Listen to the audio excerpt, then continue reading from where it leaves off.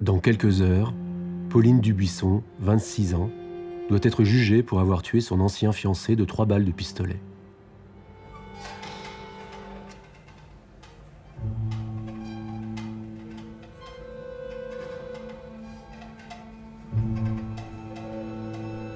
Monsieur le Président, je suis obligée de vous écrire dans le noir car je ne veux pas allumer ma veilleuse. Je ne sais pas si vous pourrez me lire. Peut-être ne le voudrez-vous même pas. Je crois bien que ma famille est maudite, et moi aussi. Je ne fais que du mal à ceux-là même que j'aime le plus au monde. J'ai déjà perdu plus d'1 litre de sang, et je suis encore bien. Que monsieur et madame Bailly me pardonnent, s'ils le peuvent. Vous pouvez dire aussi que je regrette infiniment d'avoir tué Félix, mais que je ne veux pas me soumettre à une justice manquant à ce point de dignité. Je ne refuse pas d'être jugée, mais je refuse de me donner en spectacle.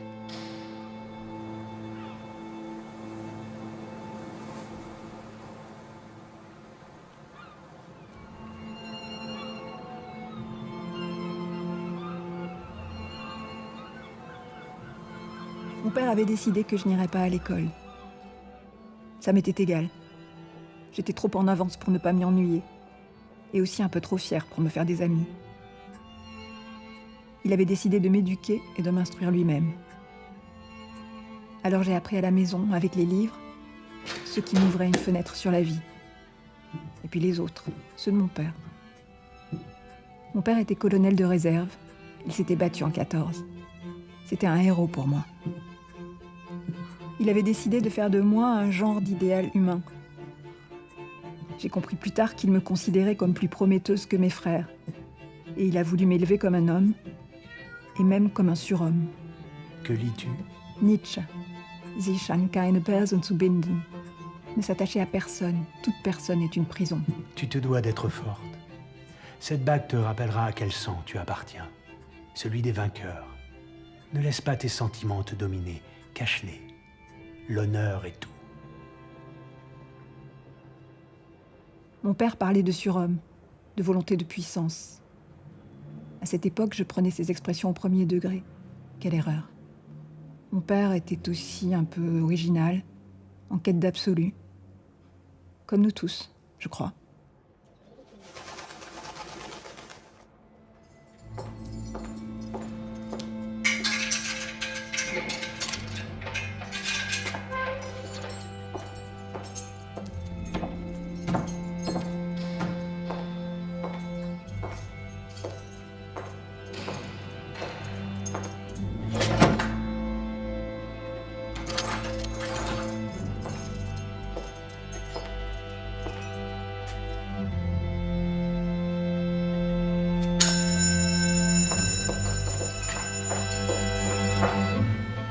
Pauline est découverte au petit matin, exsangue, le pouls à moins de 6 pulsations par minute. Elle sera transfusée dans la prison même, des détenus offrant spontanément leur sang, puis hospitalisée à l'Hôtel-Dieu où elle pourra être sauvée. Son procès est ajourné de quelques semaines. Dans sa lettre, elle avait écrit « Cette justice manquant à ce point de dignité, d'accord ma fille, il fallait pas te rater. Les juges, blessés dans leur orgueil, l'attendent de pied ferme. » Et le 21 novembre 1953, attirée par le goût du sang et des larmes, la foule des grands jours se presse au palais pour assister au spectacle. Quand je suis entrée dans le box, une meute de photographes s'est mise à me mitrailler, sans relâche. Aucun juge n'a levé le petit doigt. Ils ont laissé les photographes. Ça n'en finissait jamais. Jusqu'à ce que le public choqué crie. Assez, ça suffit! Mesdames et messieurs, la cour, levez-vous! Orgueilleuse, obstinée, sensuelle, égoïste, méchante et comédienne. Tout cela se lit au premier regard sur le petit visage pâle, émacié, aux sourcils très soigneusement épilés et noircis de Pauline Dubuisson. Jolie? Non, mais photogénique. La chevelure luxuriante d'un brun roux touchant les épaules et qu'elle secoue avec une grâce énergique comme une crinière. Rien n'est laissé au hasard, tout est calculé, mis au point. Voilà ce qu'écrit Madeleine Jacob, pourtant une professionnelle reconnue et admirée, une pionnière du journalisme féminin. Elle donne le ton. La presse pilonne l'opinion depuis plusieurs semaines. C'est une petite putain, une dévoyée, d'autant plus coupable qu'elle appartenait à une famille respectable. Comment, à partir d'une criminelle, on construit une figure monstrueuse, terrible, répulsive. Alors là, c'est un beau cas, Pauline Dubuisson. C'est une jeune femme, d'abord elle est jeune, elle est très belle, elle a les cheveux, si mes souvenirs sont bons, tirant vers le roux. Le roux, c'est une couleur qui est assez maléfique. Et on considère finalement que les femmes criminelles, elles ont commis une double transgression. Il y a le crime, et puis il y a la transgression de la nature féminine, parce que les femmes sont supposées être du côté de la vie, du côté de la douceur, du côté de la sensibilité. Du coup, les femmes criminelles sont assez vite perçues comme des monstres.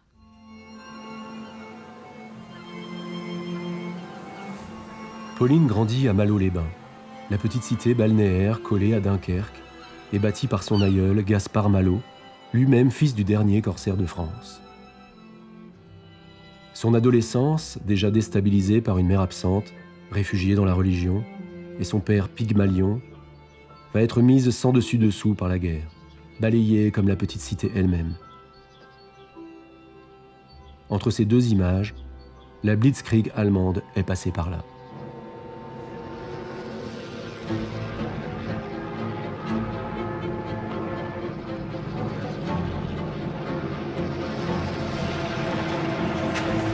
En quelques semaines, les armées allemandes ont repoussé et encerclé les forces alliées jusqu'à Dunkerque.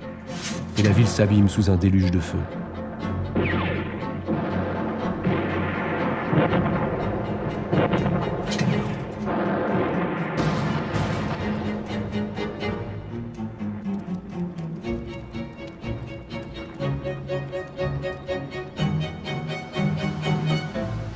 Les soldats anglais, belges et finalement français sont évacués par la mer, puis vers l'Angleterre.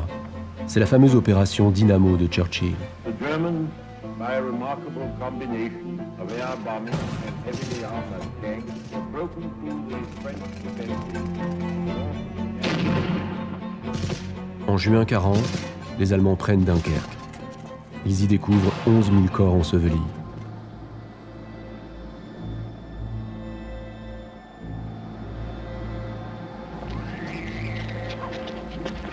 L'essentiel de la population est peu à peu évacué.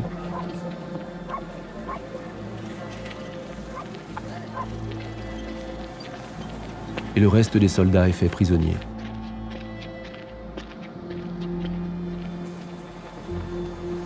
C'est dans cette folie meurtrière que Pauline se construit. Elle n'a que 13 ans et elle se surprend à éprouver de la pitié pour tous ces blessés, ces vaincus, ceux-là même que son père lui disait de mépriser. Elle se met au service de la Croix-Rouge comme apprentie infirmière et décide qu'elle sera médecin. Un choix qui ne la quittera plus pour sa vie entière.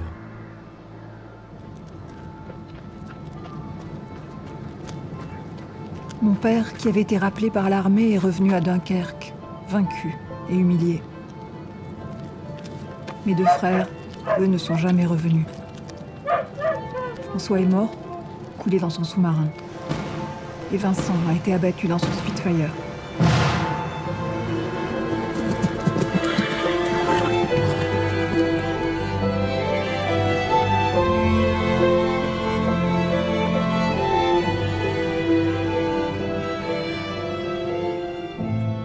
On aurait dit que le monde entier avait été mis à l'envers.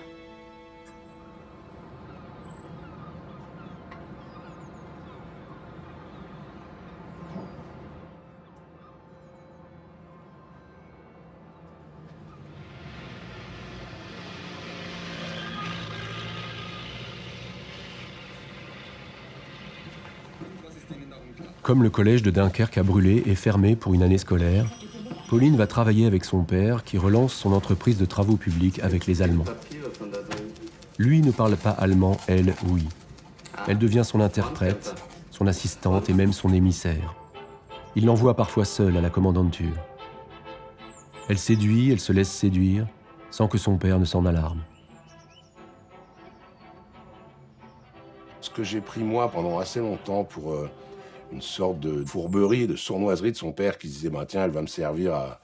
En fait, je pense que finalement, après vraiment avoir m'être bien penché là-dessus, je pense que non, que c'était plutôt une sorte de distraction coupable, mais je pense que son père se rendait pas vraiment compte ou qu'il voulait pas se rendre compte. Mais... Donc elle a une sorte d'autorisation tacite. Et puis alors évidemment, à Dunkerque, les voisins, tout le monde la regardait de travers.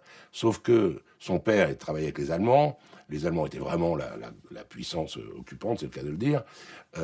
Donc les gens n'osaient rien dire, ils parlaient dans son dos. Quand les gens disaient « Regarde, la petite pute là, du buisson là, qui va chez... » Personne ne lui disait en face. Je pense qu'elle n'en avait pas conscience. Elle devait se dire « On me regarde de travers, mais c'est parce que les gens sont jaloux. C'est parce que je suis jolie, je suis avec les puissants de la ville. » Enfin voilà.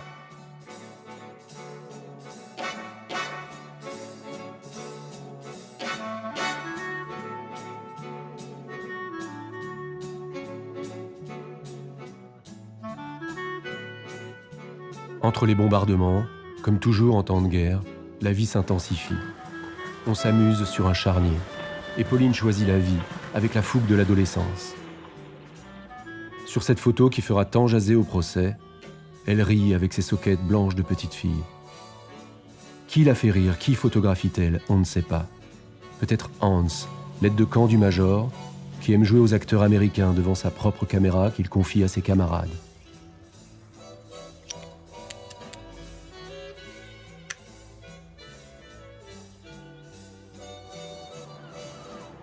Elle le rejoint dans sa chambre à la villa des Tamaris que les Allemands ont réquisitionnée.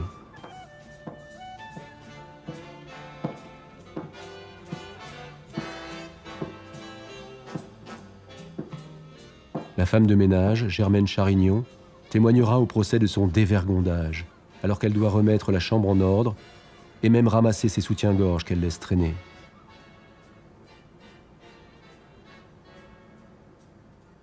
Elle est là. Elle a laissé une trace dans cette maison, ça c'est sûr. Mais enfin, ça paraît ridicule à dire. Hein. Mais bon, elle fait partie de la maison. On n'a pas de jugement à donner sur si c'était bien, si c'était pas bien. Qu'est-ce qu'on aurait fait, nous, à cette époque? On aurait eu 14 ans. Enfin, moi, en tant que femme, j'aurais eu 14 ans au moment de la guerre. Qu'est-ce que j'aurais fait? À l'époque, à Dunkerque, on ne fait pas preuve de la même ouverture d'esprit. Et Hans ne sera pas le seul, il y en aura quelques autres, tous farouches partisans du rapprochement franco-allemand, comme on disait alors. Et ces cavalcades avec les officiers nazis lui coûteront très cher au procès, où seront lus des courriers de dénonciation arrivant 10 ans après les faits. Monsieur le Président, peut-on s'imaginer une Pauline Dubuisson ayant un certain goût pour la décence, alors que si jeune, elle s'exhibait nue, allant et venant dans une villa occupée par les Boches, et offrant de l'argent à la femme de ménage pour taire son bec, disait-elle d'un ton autoritaire. Au procès, on a fait comme si elle avait 25 ans à cette époque-là, c'est-à-dire qu'on l'a traitée comme une fille qui avait fait la collaboration horizontale en toute connaissance de cause. C'était une gamine.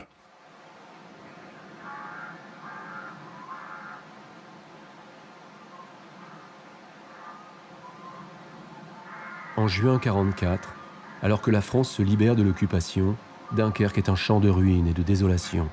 La population a été presque totalement évacuée. Mais Pauline et sa famille restent dans le dernier carré avec les Allemands. Et c'est dans ces conditions dantesques qu'elle obtient tout de même son bac. Elle n'a que 16 ans.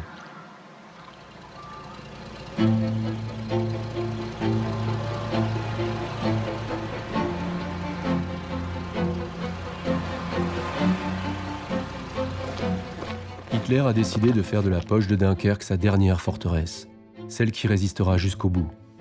Pour remplir cette mission, la Waffen-SS a désigné le vice-amiral Frisius, qu'Hitler lui-même considère comme un radical, pour donner une petite idée du personnage.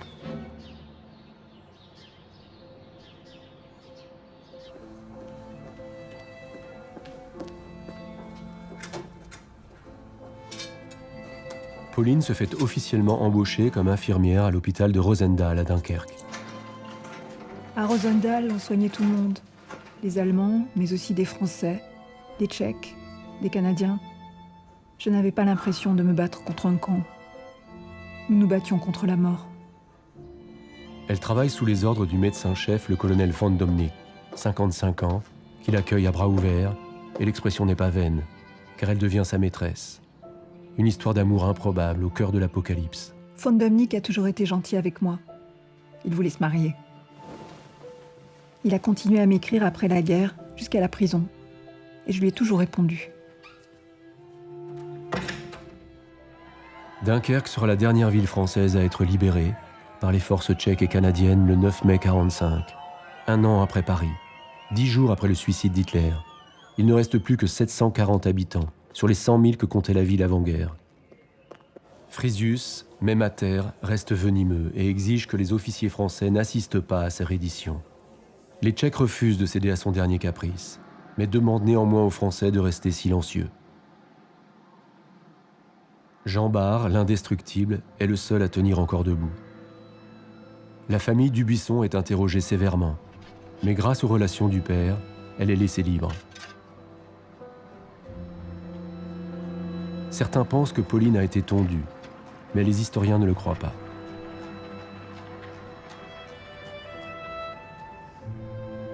Quoi qu'il en soit, Pauline doit faire face à ses démons. La dépression, le deuil de ses frères, le néant qui la hante et que la folie de la guerre avait dissimulé.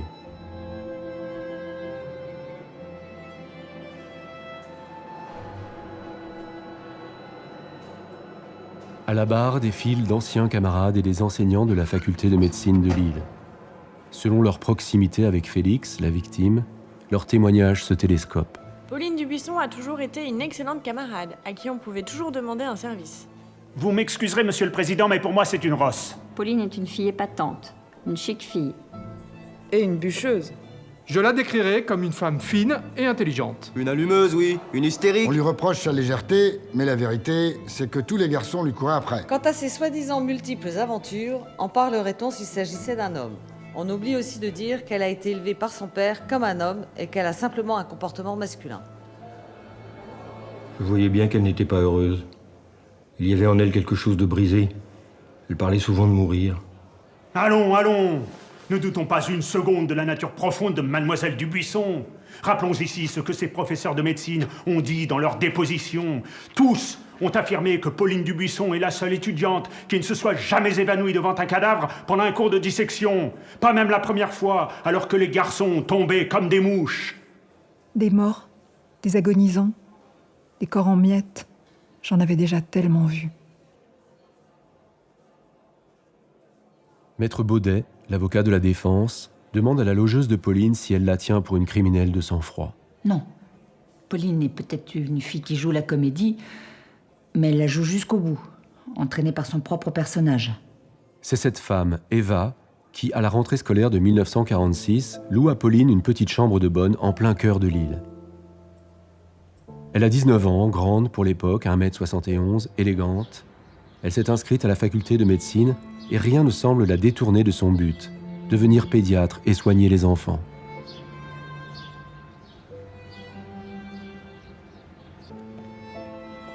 Mais assez vite, la rumeur parvient jusqu'à Lille. Le bruit se répand. Pauline n'est qu'une pute à boche. Et puis, en quelques mois, elle rencontre un étudiant en médecine de 3e année, Félix Bailly, 23 ans, qui refuse de croire à ses calomnies.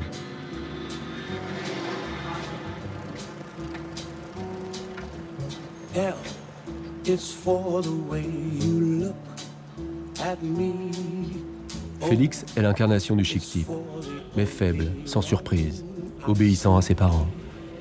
Ils couchent ensemble pour la première fois en février 1947. Le lendemain, enflammé par cette première nuit avec une Pauline expérimentée, il la demande en mariage. C'est la règle à l'époque dans les bonnes familles. Attendrie, flattée, elle refuse gentiment. Au Salon des Arts Ménagers, toujours, elles sont venues de toutes les provinces de France pour les demi-finales du grand concours d'enseignement ménager. C'est trop tôt. Et surtout, elle veut rester libre, libre de choisir, d'oser, de ne pas s'attacher. Et puis, elle ne se résout pas à n'être qu'une femme au foyer, mariée à un médecin. Il y a un témoin qui dit quelque chose comme « elle était de celles qu'on n'épouse pas ». Alors, c'est intéressant, de celles qu'on n'épouse pas parce qu'elle voulait travailler et qu'elle ne voulait pas être la fée du logis, Hein. À l'époque, il y a un concours qui est organisé par la fête du logis. La femme mariée, elle est sous l'autorité du chef de famille qui prend les décisions dans le foyer, qui exerce l'autorité sur les enfants, qui décide du lieu de résidence et qui peut décider si sa femme peut ou non travailler. Félix voulait-il une femme comme celle-là, c'est-à-dire une femme qui travaille, qui reste pas à la maison et qui est médecin?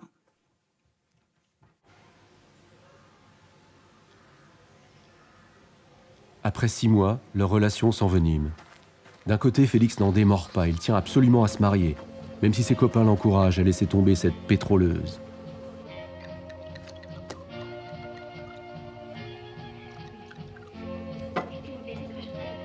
Pauline, elle veut vivre. Il est décoratif et collant, dit-elle à une amie. Le petit manège habituel des jeunes couples. Le grand dadais finit par irriter Pauline, qui ne résiste pas à la tentation de secouer l'édredon et de faire tourner en bourrique le jeune homme sans malice.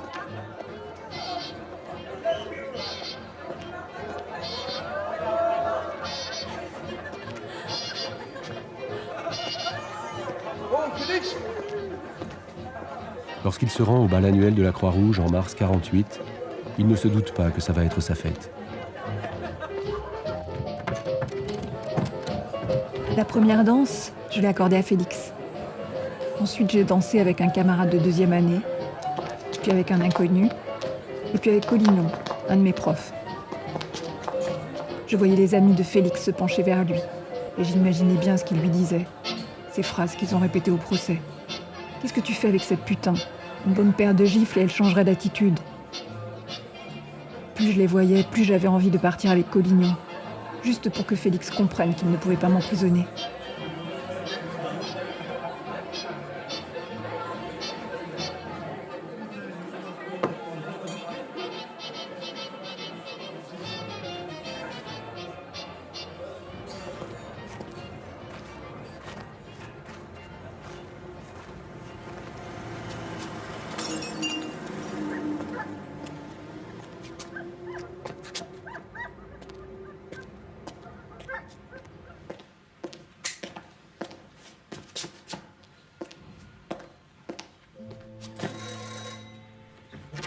Félix a débarqué en pleine nuit chez Collignon. Je l'ai entendu pleurer et geindre comme un petit garçon. Collignon l'a rassuré et lui a menti en lui disant que je n'étais pas là.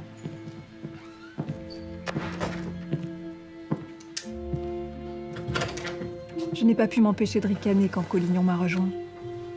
Il m'a dit « Tu n'as pas le droit de te moquer de lui, il t'aime. » J'ai eu honte. Ça ne m'arrive pas souvent, mais vraiment, j'ai eu honte de moi.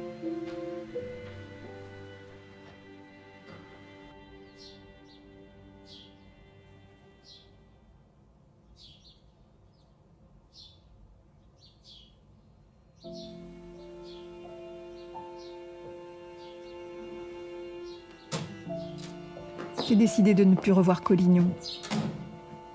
Et au petit matin, je suis retournée auprès de Félix.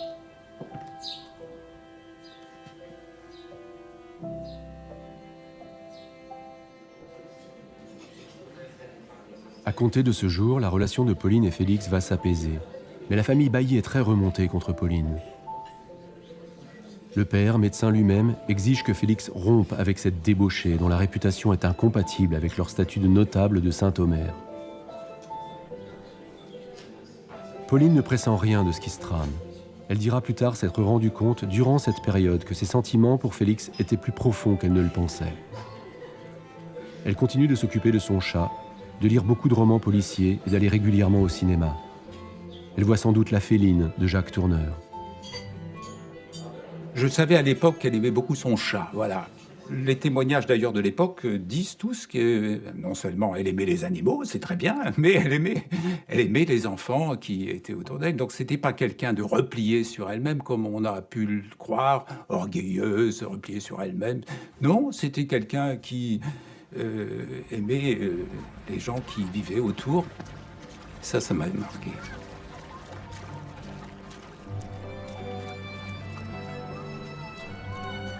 Juste avant l'été 49, Pauline a 22 ans et Félix, inlassable, la demande encore une dernière fois en mariage. Cette fois, elle ne refuse pas clairement, pas comme avant. Elle répond « on verra après les examens ». Mais Félix attend depuis 3 ans. Et un de ses amis lui a présenté une jeune fille, Monique, conforme au canon de la bienséance bourgeoise et de l'équilibre familial. Une étudiante en lettres, blonde, douce, vierge et réservée, tout l'inverse de Pauline. Alors il se plie à la décision de ses parents. Il poursuivra ses études à Paris, loin de la ravageuse.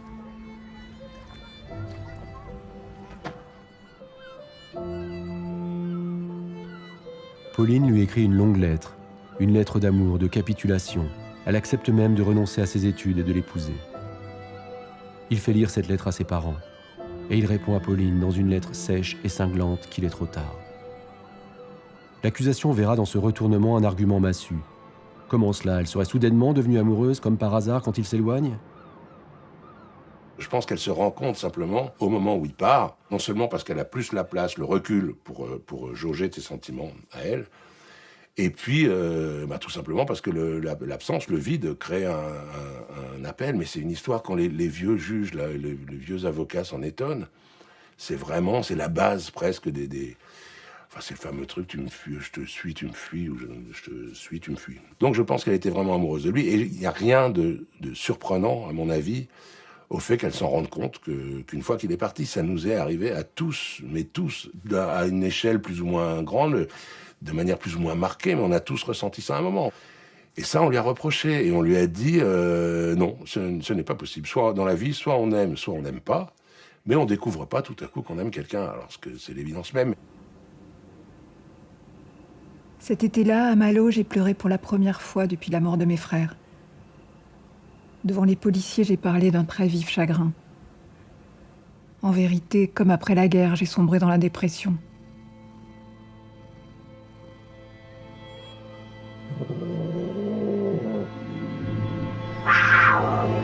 Vous avez joué avec Félix comme un chat avec une souris, et la souris s'est évadée.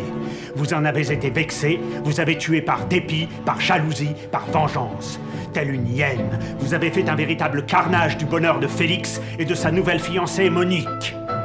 Et l'avocat général de citer les conquêtes de Pauline. 6. Moins que lui, peut-être. À coup sûr, moins que pas mal de chapeaux fleuris dans l'assistance. Mais cela suffit pour qu'on décide qu'elle n'est qu'une traînée. Et la journaliste Madeleine Jacob continue de donner le ton. Une mentalité de fille, de prostituée. Elle eut mieux réussi dans la galanterie que dans la médecine. L'immoralité, sa marque.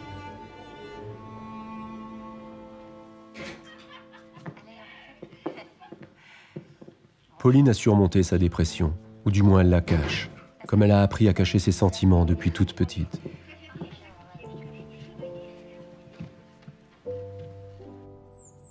Un ami de Félix, qui l'a rencontré à Paris, rapporte à la faculté de Lille que Félix lui a demandé des nouvelles de Pauline. L'information, déformée en un « Félix pense encore à toi », revient aux oreilles de Pauline. Et ce simple malentendu enclenche la mécanique fatale des événements. Elle obtient son adresse et se rend à Paris le 7 mars 1951. Félix a accepté de la rencontrer dans un café du quartier latin. Ils n'y entrent même pas et se rendent directement chez lui, 25 rue de la Croix-Nivert.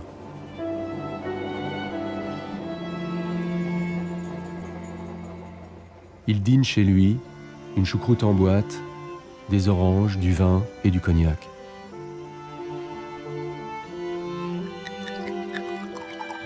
Nous avons passé la nuit ensemble, comme lors de nos premières années à Lille. Au procès, ils se sont acharnés à contester cela. C'est pourtant bien ce qui s'est passé.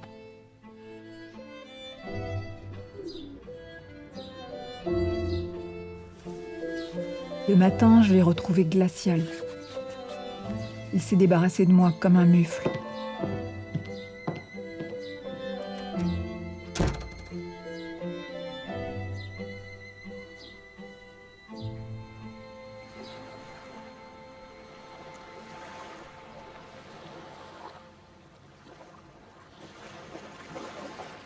Anéantie, Pauline veut acheter un pistolet pour se suicider devant Félix, mais n'a pas l'argent nécessaire.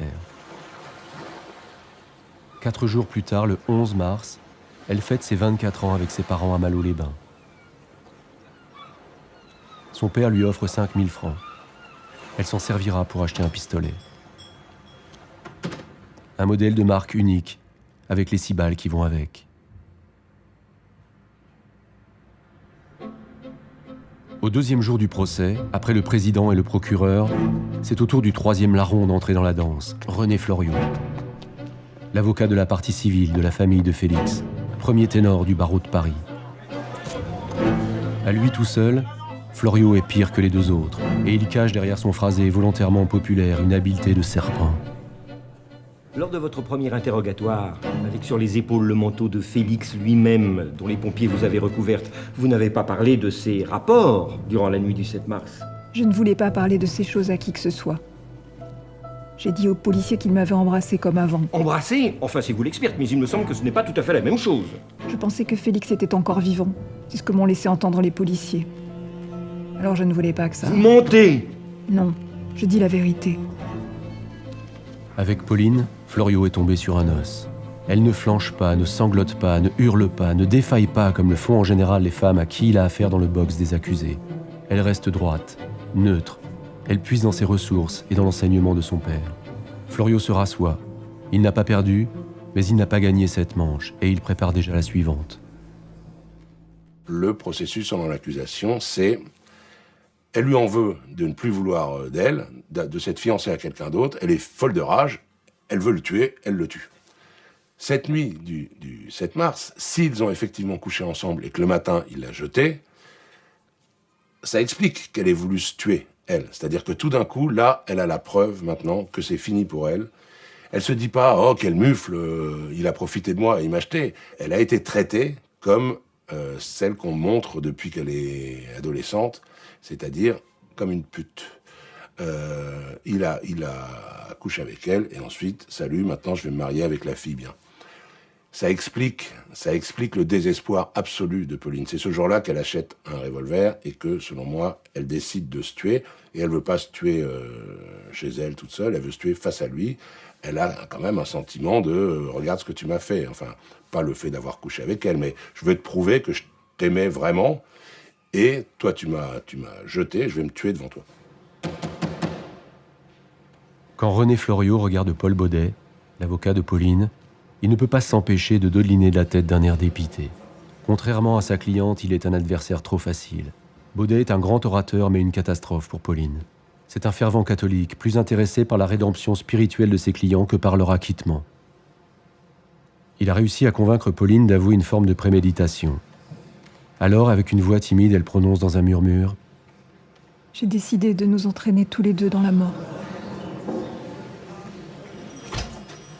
Brouhaha. Les journalistes se précipitent pour téléphoner. Les dernières éditions du soir pourront titrer sur les aveux de Pauline, qui pleure pour la seule et unique fois du procès.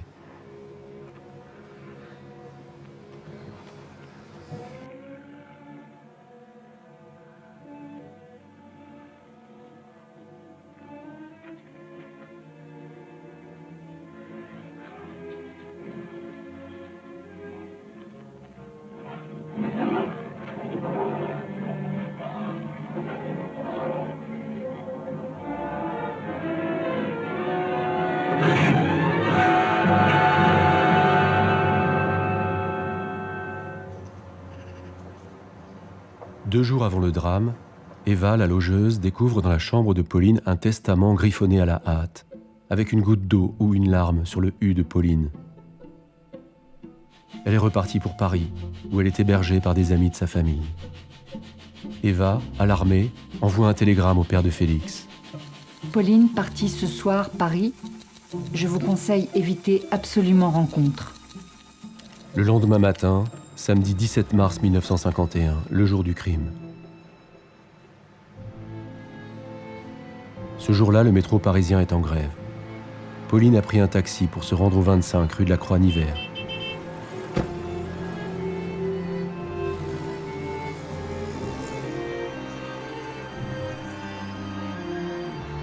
À 9h, elle a sonné chez Félix. Il a ouvert encore en pyjama, et un ami était là qui avait dormi chez lui par mesure de précaution. Son père, en effet, affolé par le télégramme, l'a prévenu du danger et lui a demandé de quitter Paris pour rentrer à Saint-Omer. Pour la première et dernière fois de sa vie, Félix n'obéit pas à son père. Il a demandé à Pauline de l'attendre devant le métro Cambronne, où il doit raccompagner son ami jusqu'à une tête de taxi. Pauline va l'attendre, mais au café juste en face, le Saint-Vincent. Elle veut le voir seul, chez lui, pas devant le métro. Elle est prête à se suicider s'il ne l'aime plus. Alors elle attend, elle essaie de lire les journaux.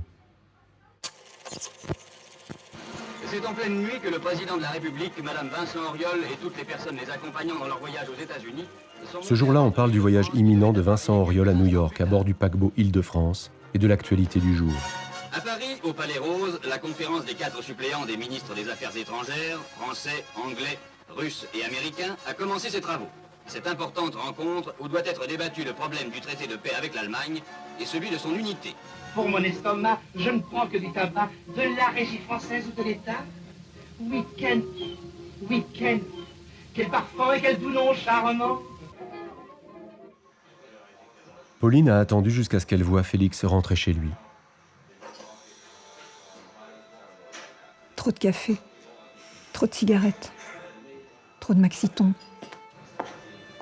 J'étais tellement tendue.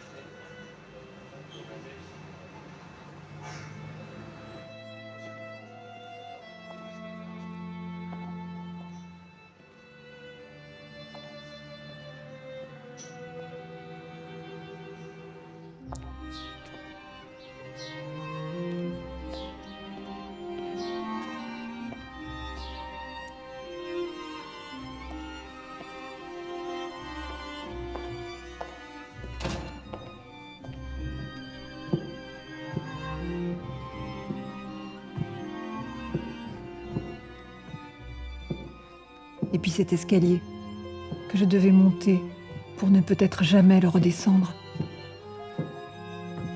J'avais préparé mes mots pour lui parler, pour le toucher, pour l'attendrir. Mais à chaque étage, il s'effaçait un peu plus. Et quand je suis arrivée au 7e, j'avais tout oublié.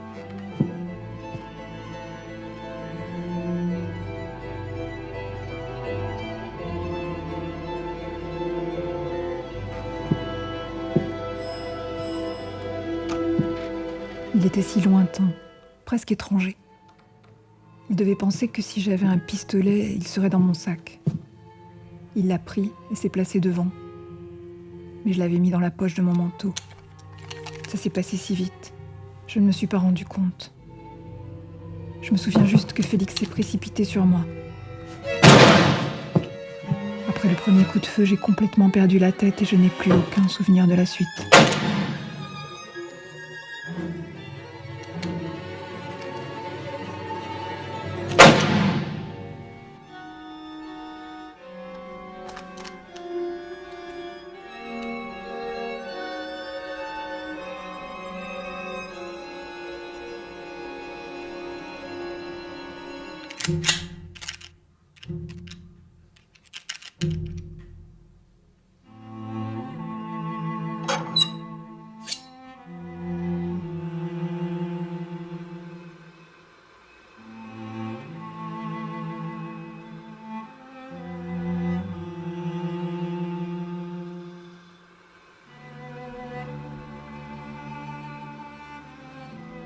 Un autre ami de Félix, qui devait prendre le relais du premier, arrive à l'appartement un quart d'heure plus tard et découvre la scène de crime, presque irréelle.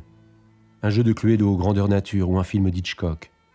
Pas dans la cuisine, où tout est en vrac, et Pauline aussi. Les pompiers arrivent. Les inhalations de carbogène ne suffisent pas à réanimer Pauline. Ils lui injectent un cardiotonique, du solucanfre, et parviennent une fois de plus à la sauver, in extremis. Ils témoigneront qu'il était vraiment moins une, qu'elle avait déjà un pied dans la tombe. Et pourtant, Floriot dégainera sa fameuse réplique lors du procès. Décidément, il n'y a que vos assassinats que vous réussissez. Vous étiez au 7e étage, vous auriez pu sauter. Un haut d'indignation parcourt le public, mais la phrase frappe l'esprit des jurés et Floriot sait ce qu'il fait. Or, le gaz, ça marche. André, le père de Pauline, en fait la démonstration dès le surlendemain, en apprenant le drame dans son journal.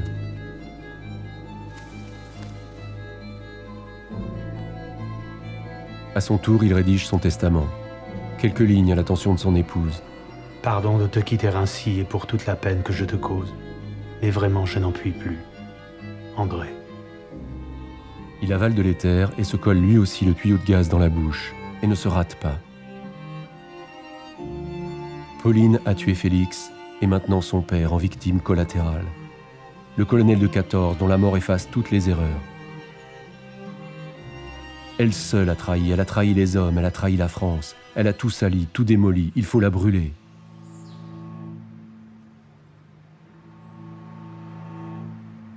Et la vieille génération des hommes de loi se sent investie d'une mission, celle de venger la vieille France. Dans sa plaidoirie, Floriot veut mettre Pauline en pièces, il rejoue carrément le crime.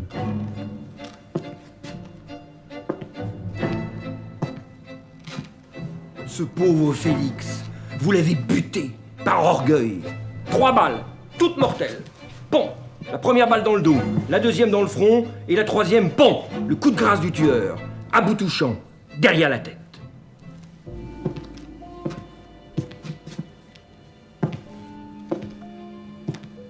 Non.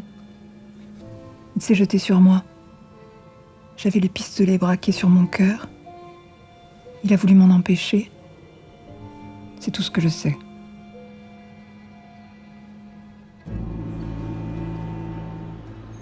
Pour finir, l'avocat général Lindon tient parole, celle d'obtenir la tête de Pauline. Puisqu'elle a exécuté Félix, elle le sera elle aussi, décapitée. Il réclame le châtiment suprême, la peine de mort.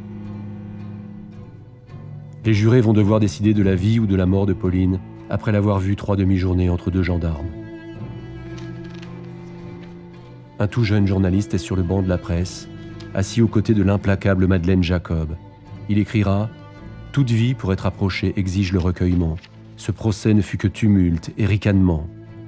Cette expérience le décide à arrêter le journalisme et à reprendre ses études de droit. Il s'appelle Jacques Vergès. » La délibération ne dure qu'une demi-heure. Travaux forcés à perpétuité.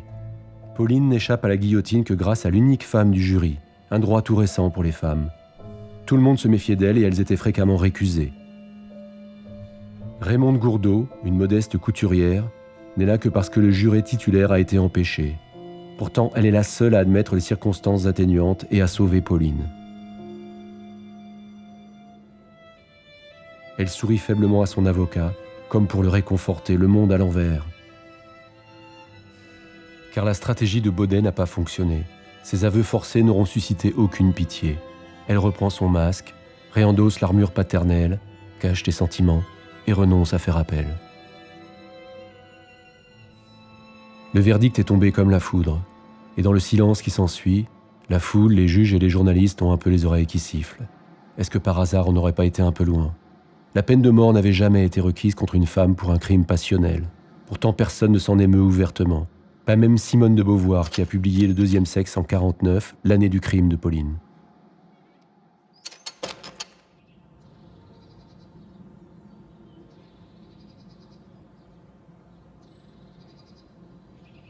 Pauline va faire 9 années de prison et de travaux forcés à la prison de Haguenau en Alsace, où tout, depuis son portrait psychologique jusqu'à l'achat d'une paire de lacets, est consigné. Elle peint d'abord des jouets en bois, puis elle fabrique des minoches, ces petits bouquets de plumes à chapeau prisés par les femmes chics de l'Amérique triomphante. Son comportement exemplaire, ses qualités intellectuelles et humaines lui valent de devenir contremaître, puis comptable. Elle apprend l'anglais toute seule, devient bibliothécaire et obtient de nombreuses remises de peine. Elle se lie d'amitié avec plusieurs détenus, comme elle malmenée, voire martyrisée par la vie. Mais elle s'accommode de ces conditions, loin des traumatismes, loin des absents, loin de Félix, loin de son père. Elle lit énormément, elle écrit beaucoup. J'aspire au calme et à la solitude. Comme toujours dans mes moments de dépression, je ne suis contente que le soir, enfermée dans ma cellule. Je me demande si je supporterai un long isolement. Je crois que oui. condition naturellement d'avoir des livres. J'aimerais beaucoup que tu dises la condition humaine. Malheureusement, j'ai pas pu parler de ces choses avec papa. J'étais tellement jeune. Écris-moi ce qu'il pensait des relations patron-ouvrier. J'ai commencé à étudier l'histoire d'Alsace, une version en allemand, l'autre en français.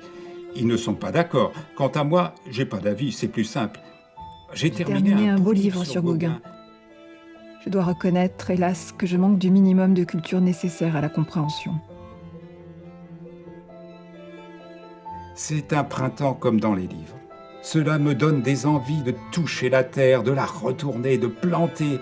J'ai semé des capucines, je les ferai grimper tout le long des fenêtres de la bibliothèque. Je les transporte de fenêtre en fenêtre avec le soleil. C'est délicieux de les voir pousser et s'incliner vers la lumière. Il paraît que l'on ne renonce jamais tout à fait à ses rêves d'enfance. Cela doit être vrai. Je ne perds pas l'espoir d'avoir un jour un guépard. Entre tous les animaux, c'est pourtant la panthère noire que j'aime le plus.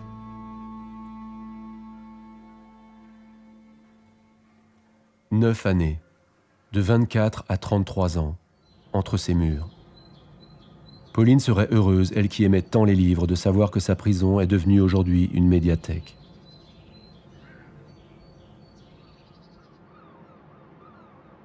Pauline sort de prison le 21 mars 1960.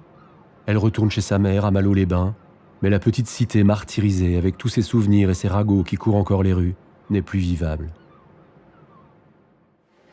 Or, Pauline n'a qu'une idée en tête, reprendre ses études de médecine en 4e année, là où elle en était. Elle s'inscrit à la faculté de médecine de Paris et s'installe avec sa mère dans le 6e arrondissement, rue du Dragon, en plein quartier latin.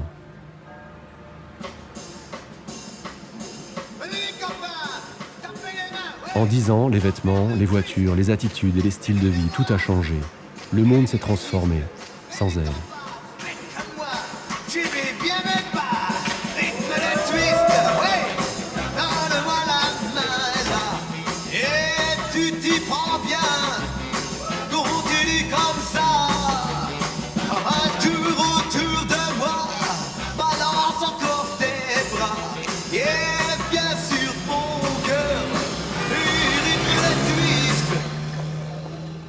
De son côté, ses traits se sont tirés. Elle est désormais trentenaire. Ses camarades de classe, toute la jeunesse de Paris lui est devenue étrangère. L'onde de choc du procès, vieux de 10 ans, est en train de s'éloigner. Sur les trottoirs, elle se plaît à considérer qu'elle est redevenue une passante anonyme. Mais le passé gronde encore, lointain, comme un orage derrière l'horizon. Après les journalistes, les écrivains entrent dans la danse, ajoutant l'imaginaire à l'imprécision. Désormais, l'histoire de Pauline ne lui appartient plus. L'orage qui menaçait s'est approché et va éclater sur tous les écrans de cinéma.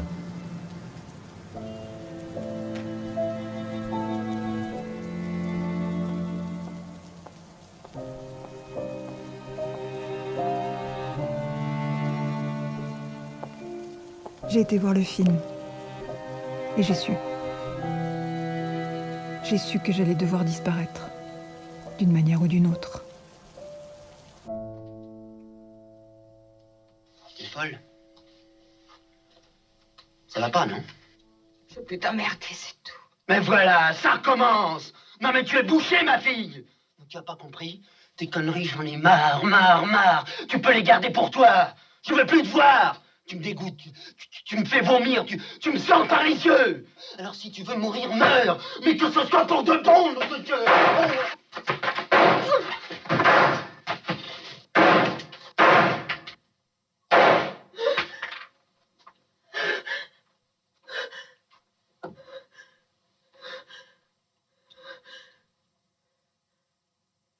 En quelques mois, 5 millions de spectateurs, c'est un triomphe. L'affaire Pauline Dubuisson est revenue dans tous les esprits. Avec cette image d'un assassinat délibéré et même d'une première balle tirée dans le dos, la thèse ahurissante de Floriot. Tout cela est devenu la vérité, pas seulement celle de Clouzot, mais celle de tout le monde. Pour s'effacer un peu plus, Pauline parvient à faire inverser l'ordre de ses deux prénoms et devient André Dubuisson, comme le prénom de son père. André voudrait que Pauline lui foute la paix, que Pauline se dissipe comme le souvenir d'une fiction, comme le personnage de la vérité. Après tout, que Brigitte Bardot ajoute ce fantôme à la liste de ses démons intérieurs déjà bien remplis. La comédienne a elle aussi tenté de se suicider juste avant la sortie du film. Pauline, André échappent tant bien que mal aux journalistes, mais l'année suivante, c'est au tour de Madeleine Jacob de frapper de nouveau. Son livre sort en librairie et se conclut par ces lignes encore trempées dans l'acide. Pauline Dubuisson. Un monstre? Sans doute. Un monstre de vanité, d'égoïsme, de mauvais orgueil, de cruauté, de despotisme. Ce fut un verdict de travaux forcés à perpétuité. Mais la perpétuité n'a plus cours aujourd'hui. La perpétuité n'est qu'une formule. En octobre 1962, Pauline est au tout nouvel aéroport d'Orly, avec 2 valises. Elle va embarquer dans un avion pour la première et unique fois de sa vie, une Caravelle d'Air France. En 5e année de médecine, elle est tombée sur une petite annonce à la fac. Hôpital français au Maroc, cherche interne, logement fourni, envoyé CV au docteur Joseph. Hôpital de Derb la Halouj, Mogador. Le docteur Joseph, c'est moi. Je m'apprêtais à accueillir Pauline Dubuisson. Elle était au bout de son parcours en France. Elle voulait tout quitter, s'enfuir le plus loin possible. Celle qui se faisait appeler André est arrivée à Mogador, devenue Essaouira, comme une chaloupe qui enfin trouve un havre dans la tempête. Avec mon épouse, nous sommes devenus amis avec elle. J'avais le sentiment que nous étions un peu comme des parents de substitution. Elle m'avait raconté son passé et je lui avais promis de garder le secret. Très vite, elle s'est mise au travail. Elle a exercé la médecine avec beaucoup de cœur et de talent à l'hôpital de la Médina. Elle soignait surtout les enfants qui l'adoraient et l'appelait le docteur aux cheveux rouges car ses reflets roux avaient doré au soleil. En quelques mois, elle s'est apaisée. Son visage s'est adouci et arrondi. Elle est devenue une trentenaire épanouie, avec ses yeux bleu foncé, moi qui les avais toujours crus noirs sur les photos des journaux. Elle se maquille et s'habille avec soin, elle se rend aux apéritifs du Café de France. Certes, elle est un peu originale, elle s'occupe beaucoup de ses chats, d'une tortue, d'un fennec, de tout un petit zoo. Le soir, elle se promène face à l'océan, comme sur la digue de son adolescence, insouciante à Malo-les-Bains. L'Atlantique y est plus tumultueux que la Manche, mais la vie tellement plus douce. Je crois qu'il y avait longtemps qu'elle ne s'était pas sentie un peu légère. Après sa jeunesse fracassée, après ses 10 années de prison, c'était une nouvelle vie. Elle a rencontré un ingénieur pétrolier, Bernard. Ils se sont fréquentés, comme on disait alors. On la sentait heureuse.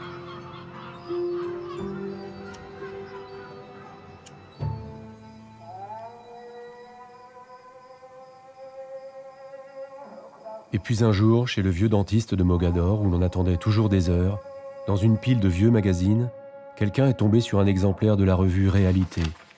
Entre 2 publicités, un article sur l'avocat Paul Baudet qui parle de l'affaire Dubuisson.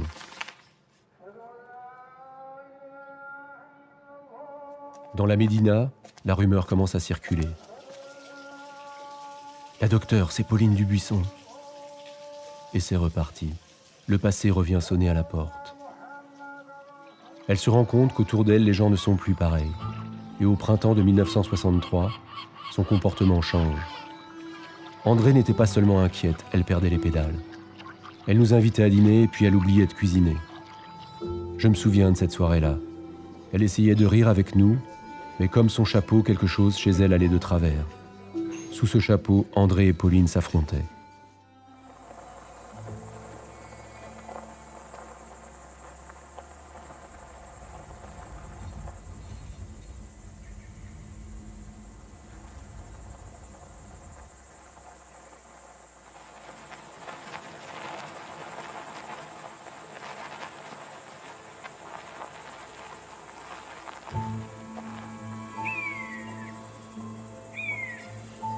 Sur la route de Rabat où nous allions passer le week-end, Bernard a stoppé la voiture près de la mer. Et il m'a demandé en mariage. Je n'ai pas su quoi répondre. Je ne pouvais plus tricher. Il l'aurait appris de toute façon. Je lui ai demandé s'il avait vu La vérité de Clouzot. Il m'a dit oui. Alors je lui ai tout raconté. Il m'a répondu quelque chose comme « je ne sais pas, c'est au-dessus de mes forces ». me suis sentie aspirée par le vide. Je suis redevenue Pauline. Pour toujours. C'était pile ou face avec Bernard, et elle a perdu. L'homme n'a jamais cherché à la revoir, ne lui a jamais écrit. Il s'en est d'ailleurs voulu terriblement par la suite. Elle cherche à reprendre le travail, mais ça ne va pas. Ses propos deviennent parfois incohérents. Elle nous fait franchement peur. La dépression déferle et la submerge. Elle prend de plus en plus de somnifères. La plupart des gens pensaient à un chagrin d'amour, mais c'était beaucoup plus profond, je pense. Elle quittait de moins en moins son appartement, impasse Zayan, juste derrière l'hôpital. Nous étions impuissants, conscients qu'elle voulait mourir. Sa détermination et sa maîtrise étaient telles, on ne pouvait plus rien faire. Et tous ces pauvres types qui ont répété durant tout le procès que ses tendances suicidaires étaient feintes ou simulées. Le dimanche 22 septembre 1963, Pauline rédige son dernier testament, en faveur d'une œuvre dédiée aux prisonnières qu'elle appelle « Mes sœurs ».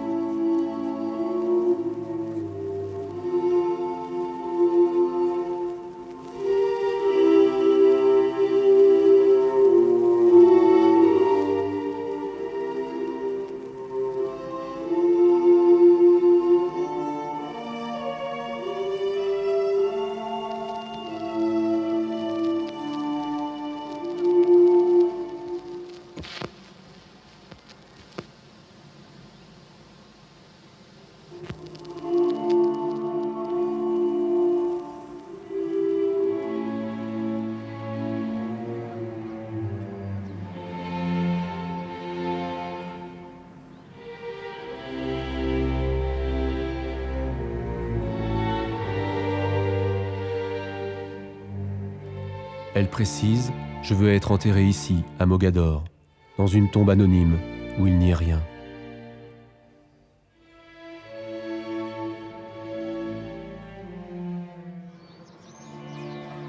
Pauline repose quelque part dans le petit cimetière chrétien d'Essaouira.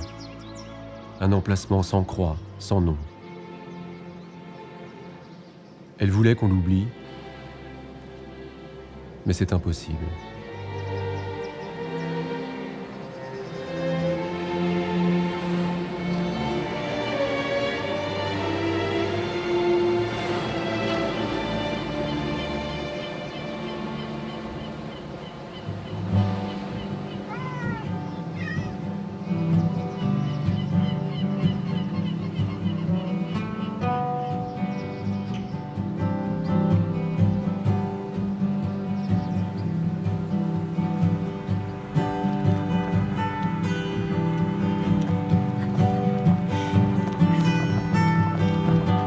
Get up in the evening, and I ain't got nothing to say. Come on in the morning, I've got to bed feeling. Philippe Génada a écrit « Des milliers de Paulines vont pouvoir exister, le meurtre en moins. Sans qu'elle ne l'ait jamais voulu, à quelques années près, les jeunes femmes vont ramasser le flambeau de sa volonté d'être une femme libre. Libre de choisir leur métier, leurs amours, leur vie.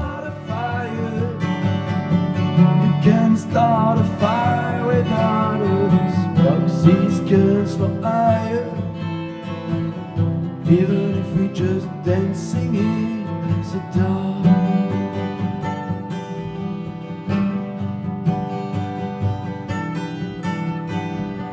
Message keeps getting clearer. Rails on and turning round. So check my look in the mirror. Wanna change my clothes, my hair, my face, man, I ain't getting nowhere. Just living in a town. I see some things happen somewhere. Come on, baby, I know there. Can start a fire. You can start a fire without a spark. She's just for hire. Even if we're just dancing in the dark.